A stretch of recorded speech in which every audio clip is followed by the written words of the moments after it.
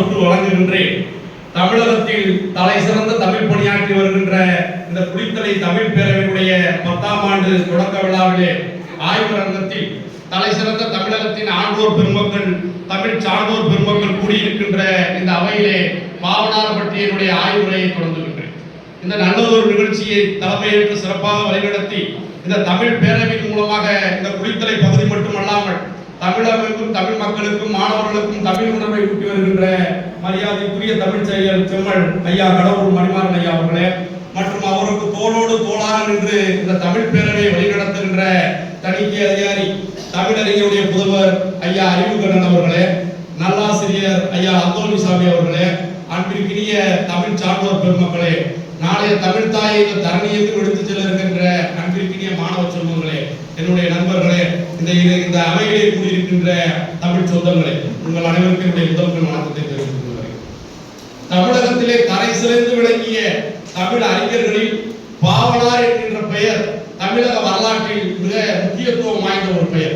காரணம், தமிழன் இந்த உலகத்தில் எப்படிப்பட்டவன், தமிழ் மொழி இந்த உலகத்தில் எப்படிப்பட்ட மொழி என்கின்ற உன்னத உண்மையை இந்த உலகிற்கு பறைசாற்றுவதற்காக பல இன்னல்களை அடைந்தாலும் கூட தமிழ் தாயினுடைய புகழை தரணியமும் எடுத்துச் செல்ல வேண்டும் என்று உயர்ந்தவர் பாவனார். திங்களோடும் செழும்பருதி தன்னோடும் மின்னோடும் உடுக்கோடும் மங்குள் கடல் இவற்றோடும் பிறந்த தமிழுடன் பிறந்த நாங்கள் ஆண்மை சிங்கத்தின் கூட்டம் என்று சிறியோருக்கு ஞாபகம் செய் உடம்பு சங்கே, தென் தமிழ் நாட்டு மக்கள் தீராது இது என்று ஊது சங்கே, பொங்கும் தமிழருக்கு இன்னல் விளைவித்தால் சங்காரம் நிஜம் என்று சங்கையே முழம் என்று சொன்னான் பாரதிதாசன். இந்த பூமி சூரியன் வருகின்ற பொழுது, மணல் வருகின்ற பொழுது, காற்று வருகின்ற பொழுது அதோடு பிறந்த ஒரு மொழி இந்த உலகத்தில் இருக்கிறது என்று சொன்னால் அதுதான் தமிழ் மொழி. அதனால்தான் புறப்பொருள் வெண்பாமலையிலே சொன்னார்கள் தமிழ் மொழியுடைய சிறப்பை. அது மட்டுமில்லாமல் தமிழ் மாந்தன் தான் இந்த உலகத்தில் தோன்றிய முதல் மாந்தன். இந்த உலகத்தில் தோன்றிய முதல் மொழி தமிழ் மொழிதான். திராவிடத்திற்கு தாய் தமிழ், ஆரியத்திற்கு மூலம் தமிழ் என்று உன்னத கொள்கையை இந்த உலகத்திற்கு பறைசாற்றியவர் பாவனார். அவருடைய வாழ்க்கை வரலாறை நம்முடைய செந்தமிழ் அந்தனர் அவர்கள் எழுதியிருக்கிற அந்த புத்தகத்தை படிக்க மாணவ செல்வங்கள்லாம் படிக்க வேண்டும்.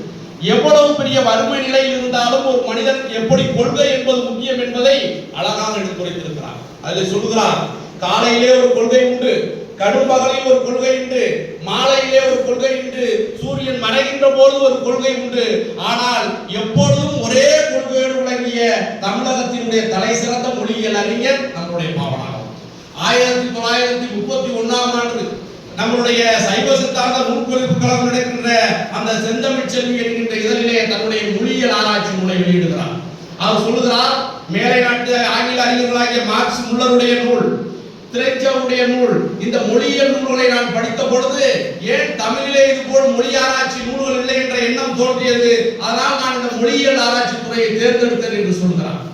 கிட்டத்தட்ட லத்தீன், கிரேக்கம், ஆங்கிலேயம், சமஸ்கிருதம் போன்ற உலகத்தினுடைய பழமையான தொன்மையான மொழிகளிலே எல்லாம் தமிழ் மொழிதான் தாய்மொழி என்று, அந்த மொழிகளே தமிழ் சொல் எங்கெங்கெல்லாம் கலந்திருக்கிறது என்று சொல்லி கிட்டத்தட்ட 500-600 மொழிகளை வேர் சொற்களை இந்த தமிழ் மொழியில் இருந்துதான் அந்த பிற மொழிகளுக்கு சென்றது. அதனால் இந்த உலகத்திலே முதலாக தோன்றிய மொழி தமிழ் மொழி. இந்த உலகத்தில் முதலாக தோன்றிய மனிதன் தமிழன் என்று சொல்கிறார். இழந்த லெமூரியா என்கின்ற புத்தகத்தில் உலகத்தினுடைய முதல் மாந்தன் லெமூரிய கண்டத்தில் தான் பிறந்திருக்க வேண்டும் என்கிறார். லெமூரியன் என்று சொன்னால் குரங்கு என்று பொருள். இந்த மனித இனம் குரங்கில் இருந்தால் பரிமாண வளர்ச்சி பெற்று வருகிறது என்று டார்வினுடைய பரிமாண கொள்கை அறிவியல் ரீதியாக சொல்கிறது. அப்ப முதல் மாந்தன் இந்த லெமூரியா கண்டத்தில் பிறந்துதான் இந்த உலகெங்கும் பறந்து திரிந்திருக்கிறார் என்கிறதை நம்மளுடைய தேவனைய பாவனார் அவர்கள் எடுத்துரைத்திருக்கிறார். அவர் நம்முடைய திருச்சியிலே இருக்கக்கூடிய பிஷப் கீப்பர் அந்த பள்ளியிலே உயர்நிலை பள்ளியிலே தமிழாசிரியராக பணியாற்றுகிறார். அங்கிருந்து சென்னைக்கு அவர் பரிமாறுதல் பெற்று சென்ற பொழுது உள்ளே நுழைந்து, அதுவரை மாணவர்கள் எல்லாம் ஆசிரியர் உள்ளே நுழைகின்ற பொழுது சைலன்ஸ் என்றுதான் சொல்வார்களாம். முதலாக உள்ளே இறங்கி அவர் வகுப்பறைக்கு சென்ற பொழுது அமைதி என்று சொல்கிறார்கள். மாணவர்கள் எல்லாம் வியப்பிலே பார்க்கிறார்களாம். ஏதோ செவியிலே புதிய வார்த்தைகள் வந்து விழுந்தது போல, கண்களிலே புதிய ஒரு மனிதனை பார்த்ததை போல வியப்பிலே பார்க்கிறார்களாம். அமைதி என்கின்ற வார்த்தை இன்னைக்கு ஆங்கிலத்தினுடைய தாக்கம் தமிழோடு குறையோடு இருக்கிறது. தனித்தமிழ் அவர் சொல்கிறார், நான் 3 பேரை மிகப்பெரிய சான்றோர்களாக கருதுகிறேன். 1857ஆம் ஆண்டு இந்த தமிழ் மொழி திராவிடத்தில் இருந்து வந்தது, ஆரியத்தில் இருந்து வந்தது அல்ல. தமிழுக்கும் ஆரியத்திற்கும் மொழிகளுக்கும் வேறு வேறு கொள்கைகள் இருக்கிறன. தமிழ் மொழி என்பது வேறு, ஆரிய மொழி வடமொழி என்பது வேறு.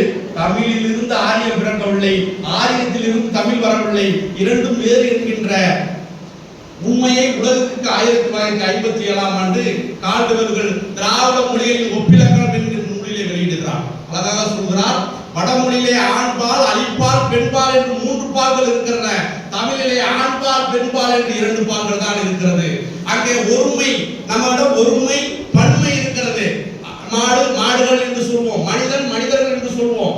அங்கே ஒருமை இருமை பன்மை என்று இருக்கிறது என்று எங்கெங்கெல்லாம் அந்த வேர் சொற்களுடைய விகுதி இலக்கண செய்திகள் ஒவ்வொன்றையும் கால்டுவெல் அழகாக எடுத்து காட்டினார். அதிலே அதற்கு பிறகு தனித்தமிழ் இயக்கத்தினுடைய பரிதி விளங்கிய சூரிய நாராயண சாஸ்திரி என்கின்ற தன் பெயரை பரிதிமார் கலைஞர் என்று மாற்றுகிறார். அவர் சொல்கிறார், தமிழ் மொழியும் வடமொழியும் ஒன்றோடு ஒன்று இணைந்திருப்பது என்பது முத்தும் மாலையும் இணைந்தது போல என்று அன்று பெருமையாக சொன்னார்கள். இல்லை, முத்திலே உடம்பிலே மிளகாய் பழத்தை கலந்தால் எப்படி நம் உடம்புல மிளகாய் தேய்த்தால் எப்படி எரியுமோ அதை போல தமிழ் மொழியும் வடமொழியும் கலந்திருப்பது என்று சொன்னார்.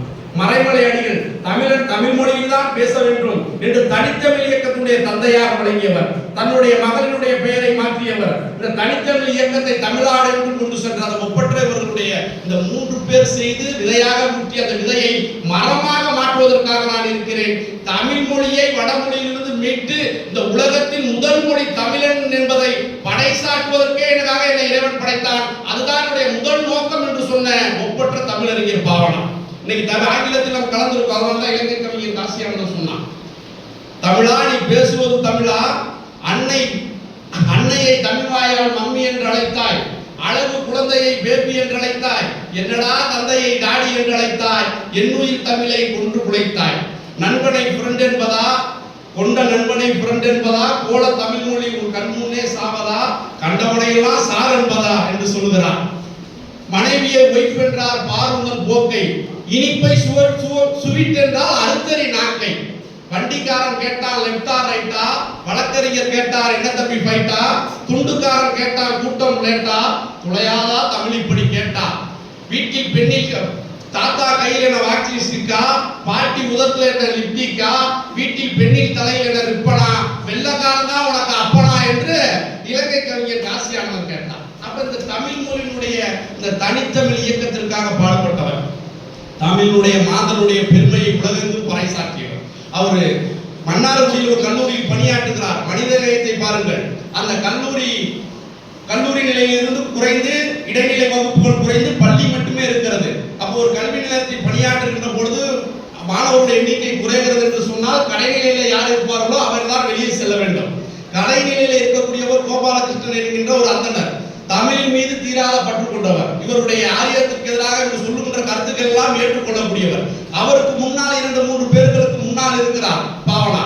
ஆனால் நான் அவருக்காக வெளியே செல்கிறேன், ஏனால் அவர் குடிசை வீட்டிலே ஒழுகின்ற வீட்டில் இருக்கிறார், மனைவி மக்கள் வறுமையிலே இருக்கிறார்கள், நான் செல்கிறேன் என்று சொல்கிறார். அப்ப நம்ம சொல்லணும்னா என்னது, நமக்கு வறுமை இல்லாம இருக்கணும். ஆனா இவருடைய நிலை என்ன, அப்படி சொல்லி வேலையை விடுகின்ற இவர் கடிதம் எழுதுகிறார் 2 நாட்களுக்கு முன்னாடி தான். அந்த வேலையை முன்னாடி 2 நாளுக்கு முன்னாடி சைவ சித்தாந்த நூல்கதிப்பு பதிப்பகத்தினுடைய மேலாளர் சுப்பையா அவர்களுக்கு கடிதம் எழுதுகிறார். எனக்கு மிக வறுமையாக இருக்கிறது, தயவு செய்து 10ஆம் தேதிக்கு ஒரு 10 ரூபாயை அனுப்பி வைக்குங்கள், கடன் புறவலையை நெருங்கிறது, இந்த மொத்தம் இந்த மாதத்துக்கு ஒரு 100 ரூபாயை அனுப்பி வையுங்கள், நான் வாழ்நாள் முழுவதும் கடமைப்பட்டிருப்பேன், என்னால் ஒன்றுமே செய்ய முடியவில்லை, தயவு செய்து என்று 10 ரூபாய் கடிதம் போடுவதற்கு கூட என்னிடம் பணம் இல்லை, ஒரு 10 ரூபாயை அனுப்பி வையுங்கள் என்று ஒரு 10 ரூபாய்க்காக கடிதம் எழுதுகின்ற பாவனார் தான் வறுமையிலே இருந்தாலும் கூட தன்னை விட இருக்கக்கூடிய இன்னொரு குடும்பம் வறுமையிலே இருக்கக்கூடாது என்று அந்த வேலையை விட்டு வெளியே வந்த ஒரு மனிதநேயத்துடைய மகத்துவமாக விளங்கிய ஒப்பற்ற தமிழர் பாவனா. அது மட்டும் இல்லாம அதுக்கப்புறம் அண்ணாமலை சேலத்தில் பணியாற்றுகிறார். அதுக்கப்புறமேட்டுக்கு அண்ணாமலை பல்கலைக்கழகத்துக்கு அகராதியை செய்வதற்காக ஒரு அந்த பணியில போய் சேர்றாரு. அங்க வங்க மாநிலத்தை சேர்ந்த அந்த சுனிதி குமார் சட்டர்ஜி என்கின்ற ஒரு தலைமையிலே ஒரு 9 குழு கொண்டவர்களாக நியமிக்கப்படுகிறார்கள். அவர் வடமொழியினுடைய ஆதிக்கம் பெற்றவர், வடமொழி தான் முதன்மையான மொழி என்ற கொள்கை உடையவர். இவர் இல்லை, வடமொழி முதன்மையான மொழி அல்ல, தமிழ் மொழி தான் முதன்மையான மொழி, திராவிடத்தினுடைய தாய் தமிழ் தான் என்று சொல்லுகிறார். அப்ப சொல்லுகிறார், அச்சன் என்கின்ற மலையாள மொழியில் இருக்கக்கூடிய சொல் அத்தன் என்கின்ற தமிழ் மொழியிலிருந்து தான் சென்றது என்று வாதாடுகிறார். அவருக்கு இவர் மீது கோபம் வருகிறது. நீங்க வடமொழியில இருந்தா உடனே அந்த அவர் இந்த வேலையை விட்டு நீக்கணும்னு ஏகப்பட்ட இது செய்யறாங்க. 5 ஆண்டு காலம் அந்த பணியை முடியுது, நீட்டிப்பு கேட்கிறாரு, ஆனா கொடுக்கல. அப்ப பாரதிதாசன் சொல்லுகிறார், நாவலந்தீவு தான் நற்றமிழ் தமிழர் தோன்றிய இடம் என்று சொன்னது ஒரு குற்றமோ, தேவ நேயனுக்கு செய்யும் தீமை செந்தமிழுக்கு செய்யும் தீமை என்று பாவேந்தன் பாரதிதாசன் அவர்கள் செய்கிறார். அது மட்டும் இல்லாமல் அவருடைய ஆய்வு கட்டுரைகள், இந்த முதல் மாந்தன் தோன்றிய இடம் வெண்ணுரியா கண்டம், முதல் மனிதன் தமிழன், உலகத்தினுடைய மூலமொழி தமிழ் மொழி என்று இந்த உலகத்துக்கு பறைசாற்றியவர். அன்பிற்கினிய மாணவ செல்வங்களே, நாம் வாழ்நாளில் தேவநேய பாவனாருடைய அந்த ஆய்வு கட்டுரைகள் கிட்டத்தட்ட 500-600 ஆய்வு கட்டுரைகள் எழுதியிருக்கிறார். தமிழனுடைய ஒவ்வொரு சொல் அகராதிகளை பிரித்து எப்படியெல்லாம் இந்த தமிழில் வேறு சொற்கள் இருக்கிறது என்று சொல்கிறார். இதையெல்லாம் நாம் படிக்க வேண்டும். வருங்கால தலைமுறைகள் இது போன்ற தமிழகத்தினுடைய தலை சிறந்த தமிழர்களினுடைய அந்த புத்தகங்களை எல்லாம் வாசிக்கின்ற போதுதான் நம் தமிழ் தாய் எவ்வளவு தொன்மையானவள், உலகத்தினுடைய கல் தோன்றி மண் தோன்றா காலத்திற்கு முன்பே வாரோடு புகழோடு தோன்றிய மூத்த குடியாக இந்த தமிழ் குடி. இந்த தமிழ் மொழி என்பது சாதாரண மொழியா? இல்லை. உலகத்தில் இன்றைக்கு 600-700 மொழிகள் இருந்தாலும் கூட உலகத்தினுடைய உன்னத மொழியாக விளங்குகின்ற ஒரே ஒப்பற்ற மொழி நம்முடைய தமிழ் மொழி. தமிழ் தமிழ் என்று சொல்லி பார்த்தீர்கள் என்றால் அமிழ் அமிழ் என்று அமிழமாக மாறும். அதனாலதான் இந்த தமிழ் மொழியுடைய பெருமையை உலகத்துக்கு பறைசாற்றியவர்கள் எல்லாம், தமிழுக்காக கொண்டாட்டியவர்கள் வறுமை நிலையில இருந்தார்கள். ஆனால் இன்னைக்கு தமிழ் அறிஞர் தமிழுடைய எல்லாம் மிக செல்வ நிலையில் தான் இருக்கிறார்கள். ஆனால் இந்த தமிழுக்கு தொண்டு செய்கின்ற எண்ணம் வர வேண்டும். இன்னைக்கு மிகப்பெரிய ஒரு விழாவை நடந்திருக்கிற தமிழ் பிற ஐயா கடவுள் மணிவாரன் ஐயா உள்ளிட்ட அந்த அமைப்புக்கு நாங்கள் மிகவும் நன்றி கடன் பட்டிருக்கோம். காரணம், மாணவர்கள்ட்ட வருங்கால தலைமுறைக்கு இந்த தமிழை கொண்டு போகின்ற பொழுதுதான் இந்த தமிழ் மொழி உலகத்தில் என்னைக்குமே அழியாது. மிக சிறப்பு வாய்ந்த ஒப்பலுக்கற்ற இந்த தமிழ் தாய்க்கு பாடுபட்ட அந்த தேவநேய பாவனாரை பற்றி, அதில் மிகப்பெரிய சான்றோர் பெருமக்களோடு அவரை பற்றிய கருத்துக்களை எடுத்துரைக்க வாய்ப்பளித்த தமிழ் பேரவைக்கு மீண்டும் நன்றி கூறி, என்னது தமிழ்நாடு இந்த ஈந்த தந்தைக்கு தாய்க்கு இடமீந்த தமிழ்நாடு தனக்கும் என்னெல்லாம் திரையளவு நலவையும் உண்டாகுமானால் நான் சுத்தோழியின் நாள் எனக்கு திருநாளை என்று சொல்லி வாழ்க தமிழர் வெகுக தமிழ் என்று சொல்லி வாய்ப்புக்கு நன்றி பாராட்டுகிறேன்.